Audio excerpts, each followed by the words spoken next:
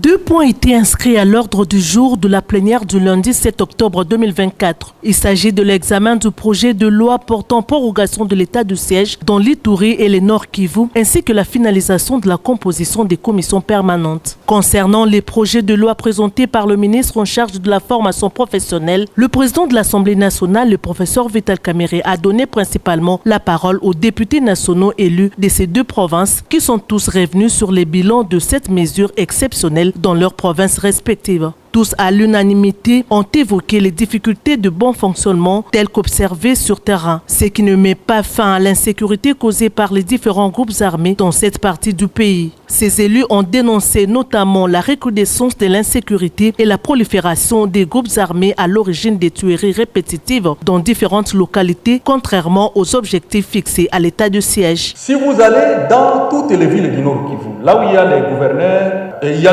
les maires militaires et policiers, ces maires n'ont pas l'attribution de conduire les opérations. Ils gèrent comme tous les civils, comme tous les autres. Et c'est ce qui fait que la guerre continue parce que c'est lui qui a le gouverneur, on l'a nommé par l'ordonnance, on l'attribue les opérations, l'état-major général retire les opérations dans ses attributions, alors il devient comme tout civil, tout citoyen, tout autre administratif.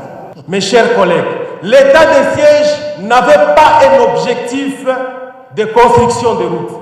L'état de siège, c'était pour la sécurité. Honorables députés, les animateurs de l'état de siège sont aujourd'hui devenus des politiciens. Les mêmes stratégies que nous, les politiques, nous montons, eux aussi les font. Des militaires qui ont des militants, des militaires qui ont créé des radios. Il y a une radio qui existe, des radios de propagande politique.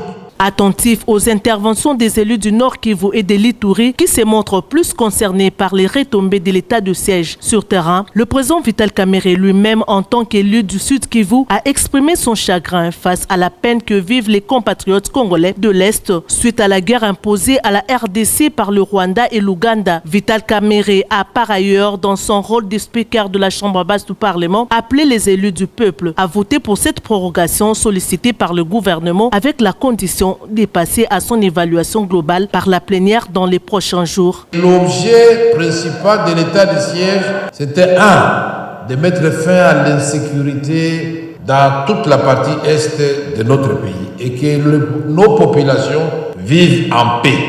On ne peut pas lever cette mesure maintenant. On doit d'abord l'évaluer parce que ça, ce serait épidermique de notre part. Nous allons donc aujourd'hui, après ces débats coulés, et considérer que tout ce que vous avez fait là, ce sont des amendements qu'on ne va pas mettre malheureusement dans la loi portant prorogation, mais ça va être dans les dossiers de l'actualisation des résolutions que vous aviez déjà faites auparavant, et que cette question n'est pas seulement la question du Nord, du Sud, Kivu et de l'Ituri, mais c'est une question d'importance nationale. Qui sont pour? Merci. Le projet de loi portant prorogation de l'état de siège est adopté et donc l'état de siège est prorogé pour 15 jours.